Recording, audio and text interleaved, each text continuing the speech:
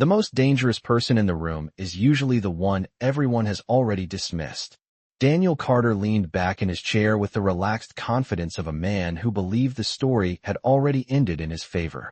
The conference room on the 32nd floor overlooked downtown Chicago, all steel and glass and afternoon sunlight, the kind of place designed to make success feel tangible.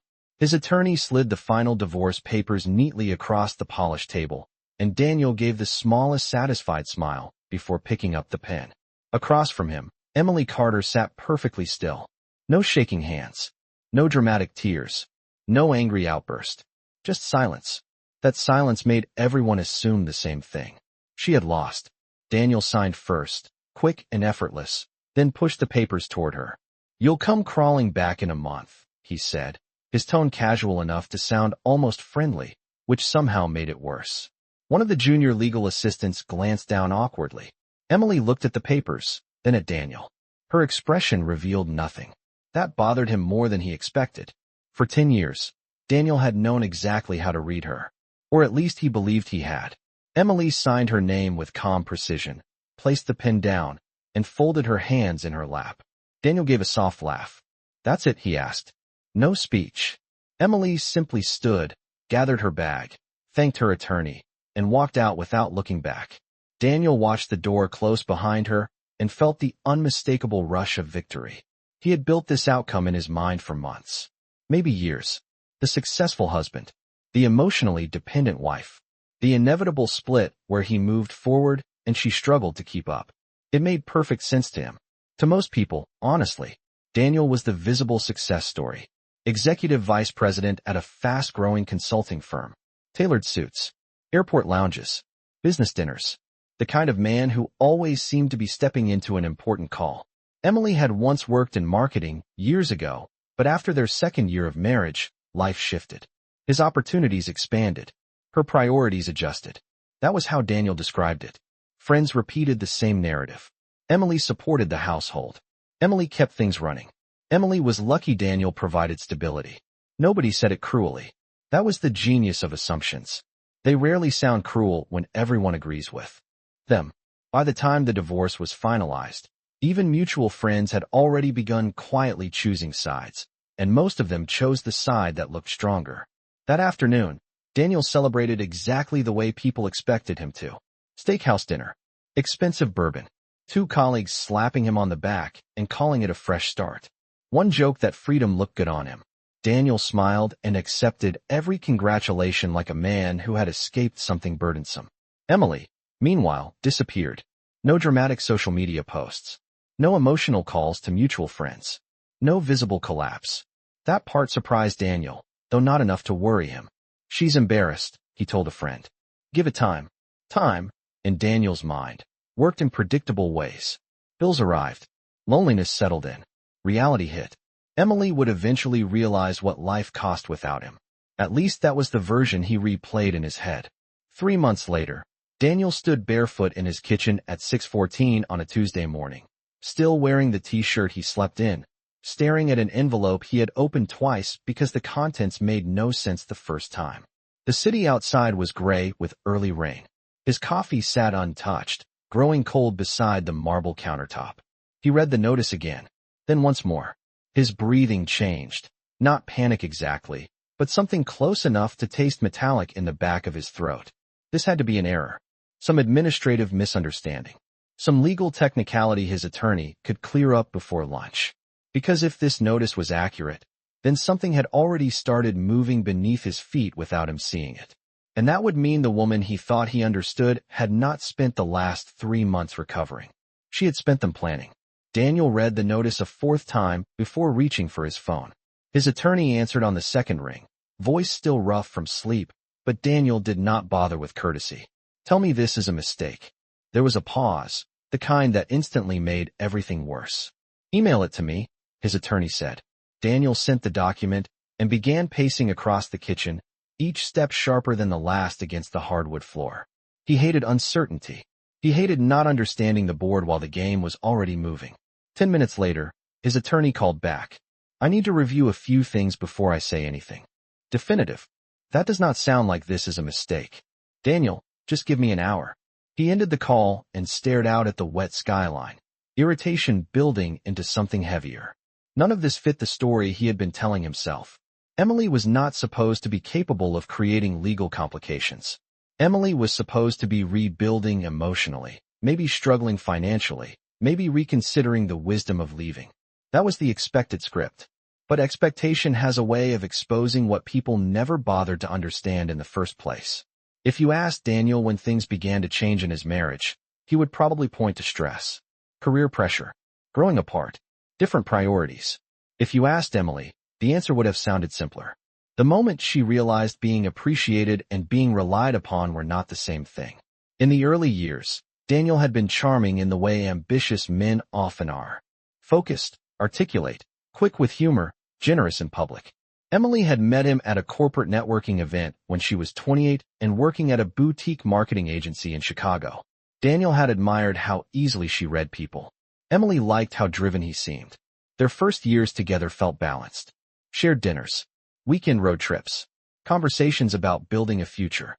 But success changes relationships differently, depending on who gets credit for it. Daniel moved upward quickly after joining a consulting firm that specialized in operational restructuring for mid-sized companies. Promotions came fast. More travel followed. Longer hours. Higher expectations. Emily adapted because that is what partners often do.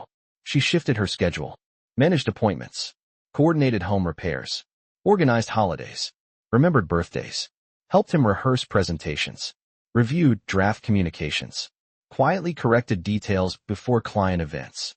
She became the invisible structure around his visible ambition. Daniel saw this as support. Emily initially saw it that way too. The difference came later.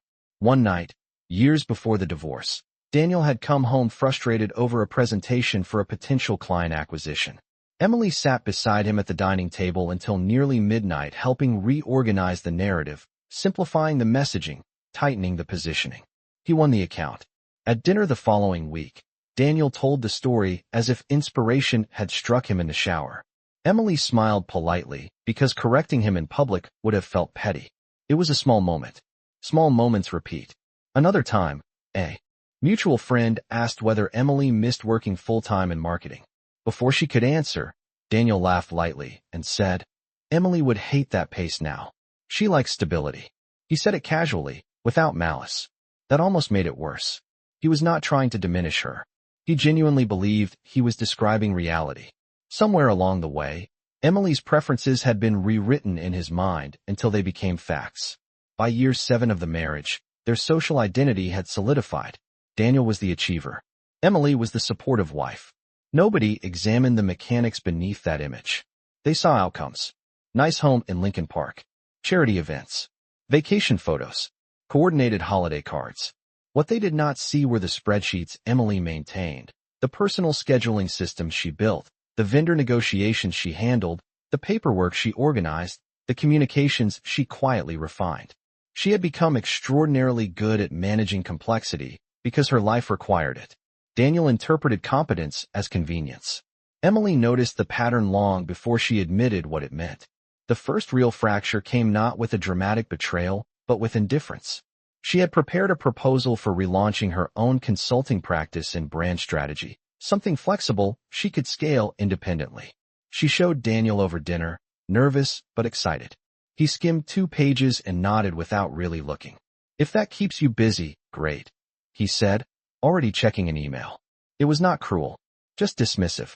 The kind of moment easy to explain away until enough of them accumulate. The deeper issue was trust, though Daniel would not have used that word. He trusted Emily to manage details. He did not trust her to influence outcomes. That distinction shaped everything. So when the divorce began, Daniel approached it with confidence bordering on carelessness. He assumed his attorney would handle the complexity. He assumed the financial arrangements reflected the broad picture he understood. He assumed Emily's silence meant passivity. Meanwhile, Emily was remembering things Daniel forgot she had witnessed. Names, conversations, documents left open on kitchen counters during late-night work sessions, fragments of partnership agreements mentioned over speakerphone calls, comments from years earlier that seemed meaningless until viewed differently. None of this meant she had been secretly plotting for years. It meant she had paid attention while living beside someone who believed attention belonged exclusively to him. The day after receiving the notice, Daniel met his attorney in person. The office felt colder than usual. "Walk me through this," Daniel said. His attorney adjusted his glasses and chose his words carefully. "There are ownership questions tied to certain restructuring arrangements." "What ownership questions?" "I am still reviewing historical documentation." Daniel stared at him. "Historical documentation from what?" "Several years back." "And why exactly are we just now discussing this?" His attorney inhaled slowly. "Because some of these records were not initially flagged as relevant." Daniel laughed once, without humor. "That is not reassuring." "Daniel, I need facts before conclusions. Do you think Emily is behind this?" The attorney paused again. "I think Emily may understand more than you assumed." That sentence landed harder than Daniel expected. Not because he believed it immediately, but because part of him recognized how absurdly little he had considered the possibility. He drove home replaying moments he had never treated as important. Emily asking oddly specific questions years ago. Emily organizing filing cabinets. Emily reminding him about deadlines he had forgotten. Emily sitting quietly during calls while he assumed she was only half listening.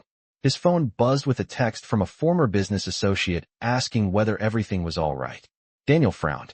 That was new. If people were already asking questions, then whatever was happening had started reaching beyond paperwork. He typed a quick response and deleted it. Typed another. Deleted that too. Control was not just about money for Daniel.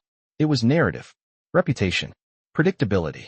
And for the first time in a very long time, he could feel the edges of all three slipping. Across town, in a modest office suite Daniel had never visited because he did not know it existed, Emily sat across from a consultant reviewing timelines on a legal pad. She looked different than she had 3 months earlier, though not in the dramatic way movies would suggest. No theatrical transformation. Just clarity. The kind that changes posture before anything else. The consultant slid a folder toward her. "If he reacts the way we expect, phase 2 becomes easier." Emily nodded. "He will react exactly that way." "You sound certain." Emily gave the faintest smile. "I was married to him for 10 years. Daniel did exactly what Emily expected. He treated uncertainty like a problem that could be solved with pressure, speed, and louder questions.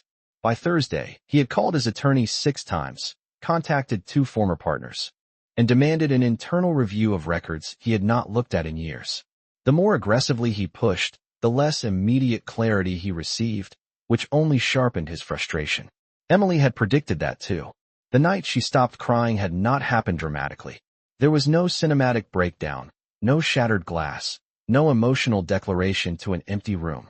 It happened on an ordinary Wednesday in the apartment she rented after the divorce, surrounded by unopened boxes and silence, so complete she could hear the refrigerator motor cycling on and off. She had spent the first few weeks functioning on habit, updating addresses, canceling shared accounts, sorting paperwork, answering sympathetic messages she did not have the energy to read. People assumed silence meant collapse. In reality, silence gave her room to think. The turning point came when she found an old notebook tucked inside a banker's box labeled tax documents. It was one she used years earlier while helping Daniel prepare for investor meetings and strategy calls.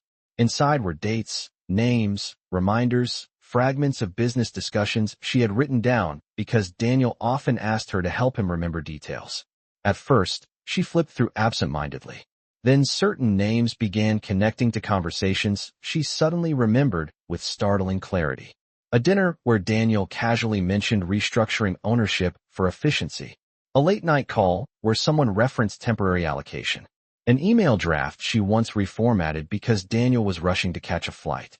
Emily sat at her small kitchen table for nearly 3 hours that night, notebook open, laptop glowing, piecing together memories she had never considered significant.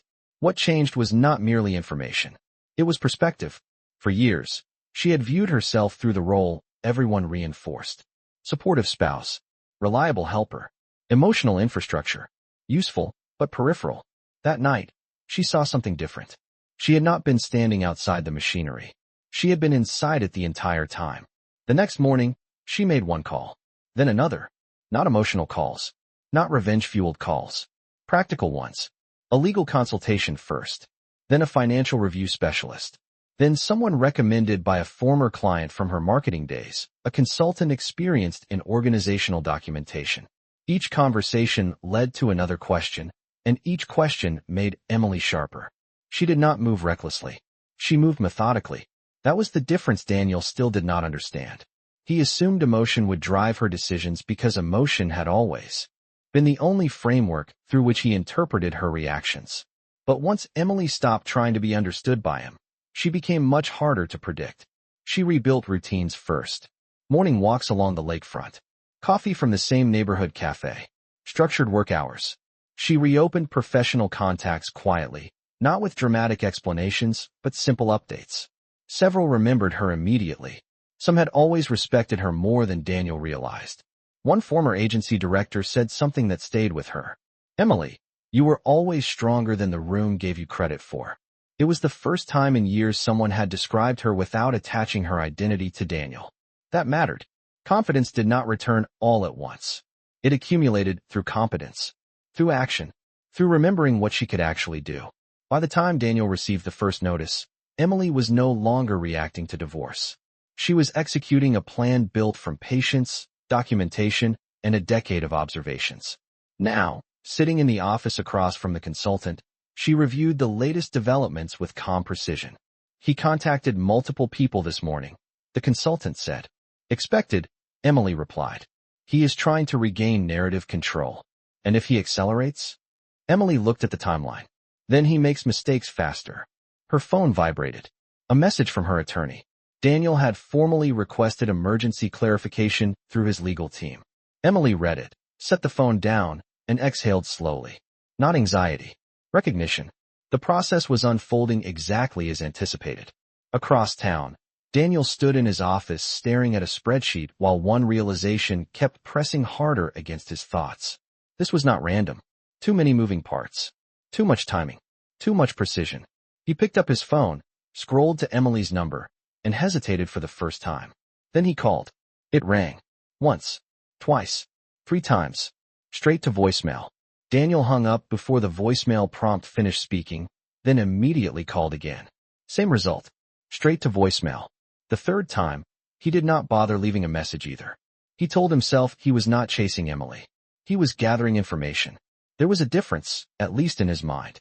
By Friday afternoon, however, that distinction felt increasingly artificial.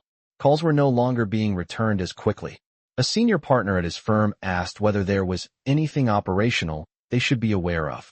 His banker, usually responsive within minutes, sent a vague message promising to circle back. Even people who knew nothing specific seemed to sense movement. Daniel hated that more than the actual uncertainty.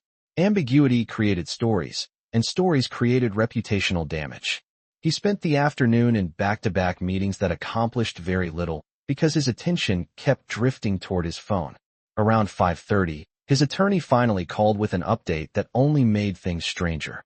We found references to advisory structuring documents connected to a historical transition arrangement.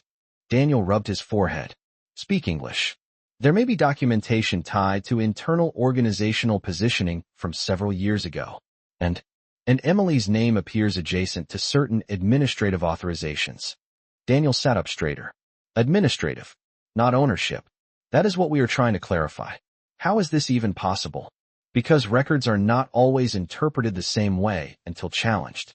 Daniel stood and walked to the window of his office, staring at the city below without seeing it. Tell me what Emily can actually do.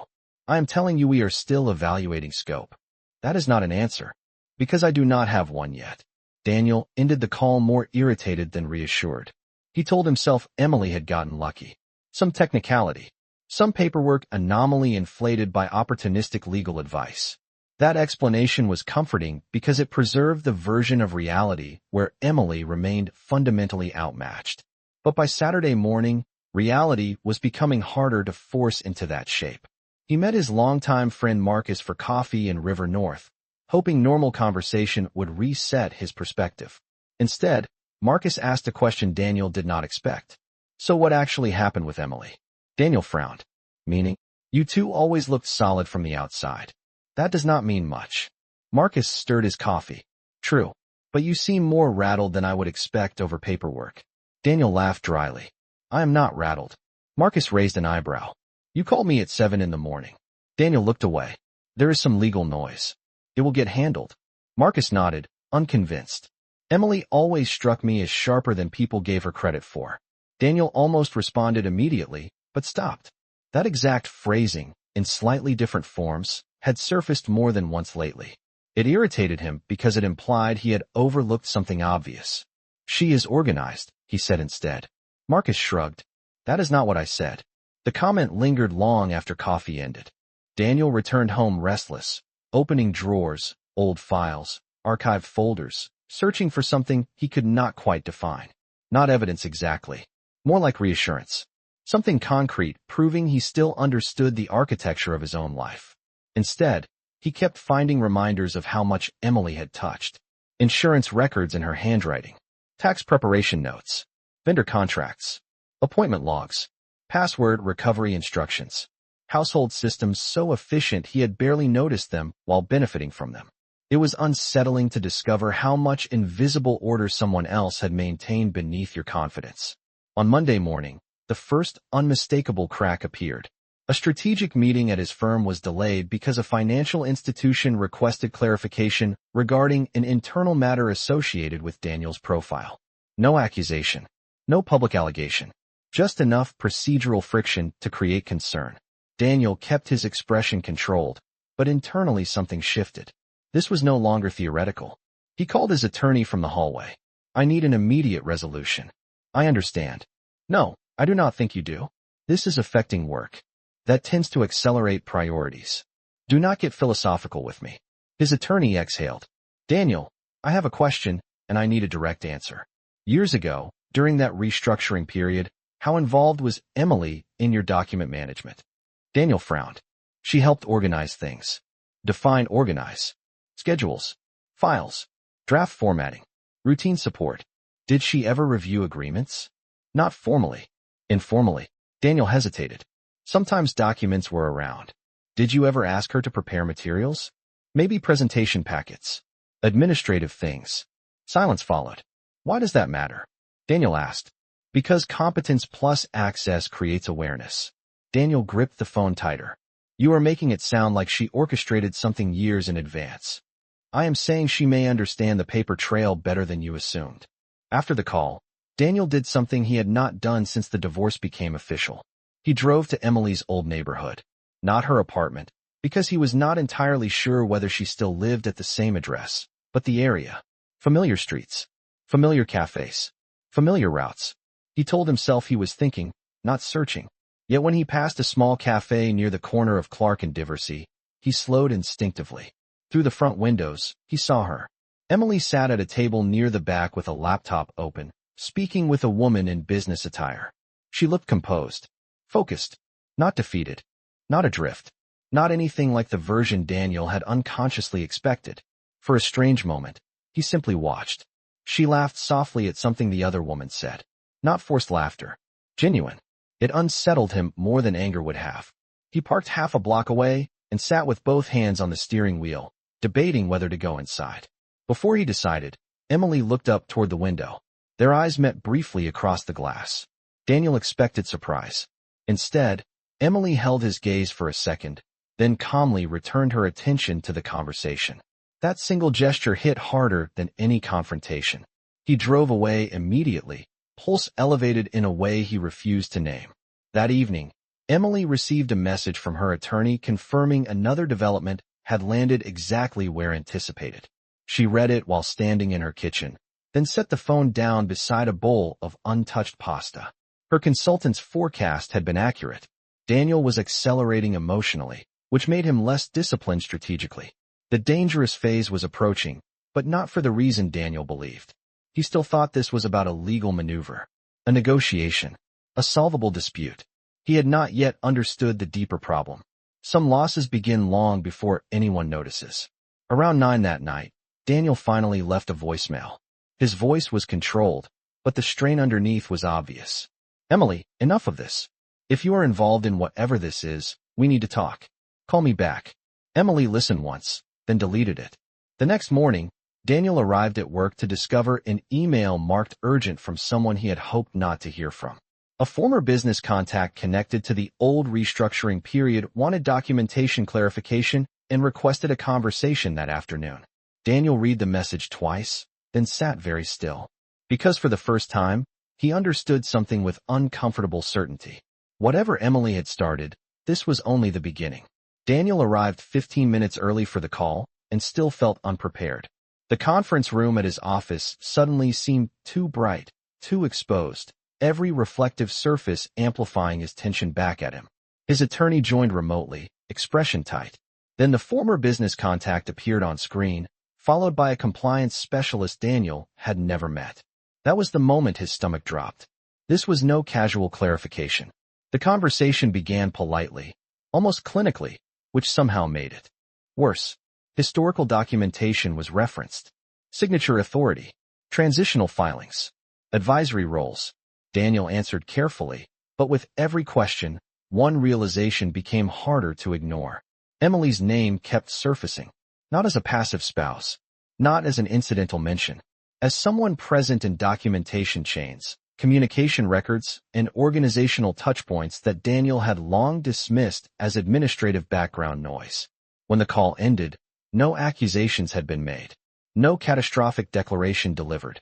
But Daniel understood the subtext clearly enough. Questions once confined to legal paperwork were now touching professional credibility. He sat in silence for several minutes after the screen went dark. His attorney finally spoke. "We need to discuss strategy." Daniel laughed without humor. "Now you want strategy?" "Daniel." "No, say it clearly. How bad is this?" "Potentially manageable if handled correctly." "That is not an answer." "Then here is the direct answer. Emily appears to have stronger documented awareness than anticipated." Daniel leaned back and stared at the ceiling. "She was helping with logistics." "Daniel, I need you to stop saying that as though logistics are invisible. Documentation moves through logistics." The sentence landed hard because it was obvious in hindsight. The details Daniel never respected were now shaping the battlefield beneath him. That afternoon, he finally did something his pride had resisted for weeks. He went to Emily's apartment. Not because he had a plan, because uncertainty had become unbearable. The building was modest but well kept, quieter than the luxury high-rise Daniel once imagined someone in Emily's position would aspire to. He rang the bell. No answer. He rang again. A minute later, the intercom clicked. Emily's voice came through calm and unmistakably steady. "Yes." Daniel hesitated. "It is me." "I know." Silence stretched. "We need to talk." "Do we?" "Emily. I am working.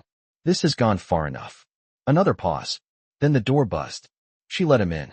Her apartment was smaller than their old home, but felt intentional. Clean lines. Warm lighting. Books stacked neatly on a shelf. A framed print above the dining table. Nothing about it suggested collapse. Emily stood near the kitchen island in a navy sweater and dark jeans, looking composed in a way Daniel found unexpectedly disorienting. "What is this?" he asked without greeting. "That depends on what you think this is." "Do not do that." "Do what?" "Talk like everything is a puzzle." Emily folded her arms lightly. "You came." "Here, Daniel." He took a breath, trying to steady himself. "If this is about money, we can resolve that." A flicker crossed her face. Not anger. Almost disappointment. "You still think this is only about money?" "Then explain it." "No." Daniel stared at her. "No. You spent years explaining me to other people without ever asking whether you were correct. You do not get immediate explanations now because you are uncomfortable. I am trying to fix this." "That is interesting." "What does that mean?" "It means you only call it fixing when the system stops benefiting you." Daniel opened his mouth, then stopped. The confidence he normally relied on felt strangely unavailable in that room. "Emily, if you have involved outside parties, I have involved professionals." "For what purpose?" "To understand facts." "And then what?" "That depends on the facts." Daniel exhaled sharply. "This is absurd." Emily tilted her head slightly. "Is it? You are turning administrative noise into some kind of campaign." For the first time, her expression hardened. "Administrative noise." She repeated the phrase quietly, as though testing its shape. "That is exactly the problem, Daniel." "Meaning?" "Anything I touched, organized, remembered, corrected, or maintained became invisible in your mind the moment it benefited you." The words landed with uncomfortable precision. Daniel shifted defensively. "That is not fair." "No." Emily walked to a drawer, pulled out a folder, and placed it on the counter between them. Do you remember this? He glanced down. Old presentation drafts. Annotated edits. Strategic messaging revisions. That was years ago. Yes.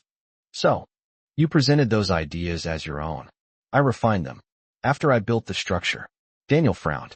This is what this is about. Old presentations. Emily almost smiled, but there was no warmth in it. No. This is about pattern recognition. Daniel looked at her differently then, perhaps for the first time in years. Not as an emotional ex-wife. Not as someone reacting impulsively. As someone who had reached conclusions long before he arrived. What do you want? He asked quietly. Emily considered him for a moment. That is the wrong question. Then what is the right one? Why are you only now asking? He left 20 minutes later with fewer answers than he came with, and a growing sense that he had fundamentally misunderstood the structure of the conflict. Back at his office, his attorney had more findings. Historical documents. Linked Emily to communication pathways Daniel barely remembered. Advisory access had been broader than initially assumed. Nothing illegal. Nothing sensational. Just enough legitimate documented involvement to make her perspective relevant in ways Daniel had never anticipated. How did I not know this? Daniel asked. His attorney gave a measured response. Because you likely never saw those details as strategically important. That night, Daniel sat alone in his condo with old digital archives open across multiple screens. He found emails Emily had reformatted. Meeting summaries she had cleaned up. Notes she prepared. Follow-up reminders. Organizational structures she helped maintain. Piece by piece, a deeply uncomfortable truth emerged. Emily had not suddenly become capable. She had always been capable. He had simply categorized her competence in ways that made it easier to ignore. The following morning brought the real shock. A former associate forwarded documentation indicating that certain strategic positioning decisions from years earlier had depended partly on continuity processes Emily helped preserve. Not ownership in the dramatic sense Daniel feared, but leverage in a different form. Credibility. Knowledge. Context.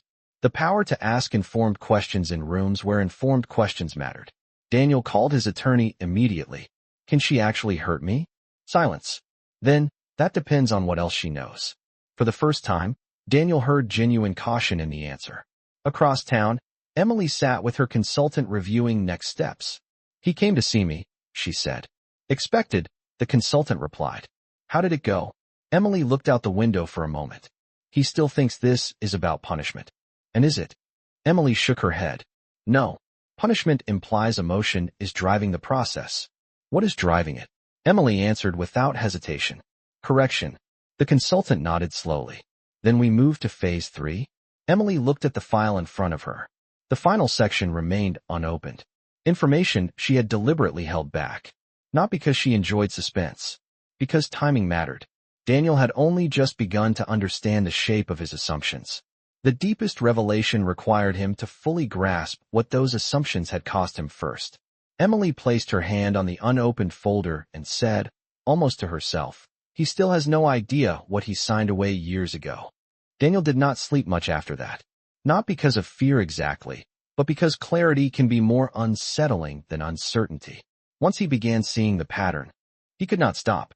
Every overlooked contribution, every assumption, every time he had translated Emily's competence into convenience, because that version required less humility from him. By the end of the week, the final meeting was scheduled. Neutral office. Attorneys present. Documentation organized. No dramatic spectacle. Just facts, which often carry more weight than emotion ever could. Daniel arrived early. Emily arrived exactly on time. She looked calm in the same way she had at the divorce signing, but now Daniel understood that calm differently. It was not surrender. It was preparation. The final documentation review lasted nearly an hour. Clarifications were made. Historical records were examined. Context was established. The revelation was not some secret hidden fortune or shocking betrayal. It was something far simpler and far more devastating to Daniel's self-image. Emily had preserved records, correspondence structures, and advisory context that gave her legitimate standing to challenge interpretations Daniel assumed were unquestionable. Her leverage came not from deception, but from attention. The practical resolution required financial adjustments, procedural corrections, and revised understandings that materially favored Emily far more than Daniel ever expected. Not because she manipulated the system, because she understood it. When the meeting ended, attorneys began gathering papers. Daniel remained seated. "I need a minute," he said quietly. Emily paused near the door. The room emptied, leaving only the two of them in a silence that felt strangely familiar and entirely different at once. Daniel looked at her for a long moment. "Why did you not say any of this before?" Emily considered the question. "Would you have listened?" He opened his mouth, then stopped. She already knew the answer. "I thought I understood our marriage," he said finally. "You understood the version that was most comfortable for you." There was no cruelty in her voice, just honesty. "I never thought you were incapable," he said, though even he heard how incomplete that sounded. Emily gave a faint, tired smile. "No, you just thought capability only counted when it looked like yours." The sentence stayed in the air between them. Daniel leaned back, absorbing it with the kind of silence that comes when denial is no longer useful. "So this was revenge?" he asked. Emily shook her head. "If it were revenge, I would have wanted you to feel humiliated. And you do not." She met his eyes steadily. "I wanted accuracy." Daniel looked down at the papers, then back at her. "You changed everything." Emily adjusted the strap of her bag. "No, I took back what I allowed other people to define for me." He let out a slow breath. "I told you that you would come crawling back. I remember." "You never answered." Emily walked toward the door, then stopped with her hand on the handle. Without turning fully, she said, "You mistook silence for weakness." Then she left. Daniel remained in the room several minutes after she was gone, surrounded by documents that suddenly felt less like legal records and more like a mirror. Across the city, Emily stepped into the cool Chicago afternoon, sunlight reflecting off the glass towers around her. Her phone buzzed with a message from a former agency contact confirming a new client meeting the following week. She smiled, not because Daniel lost, but because for the first time in years, her future belonged entirely to her.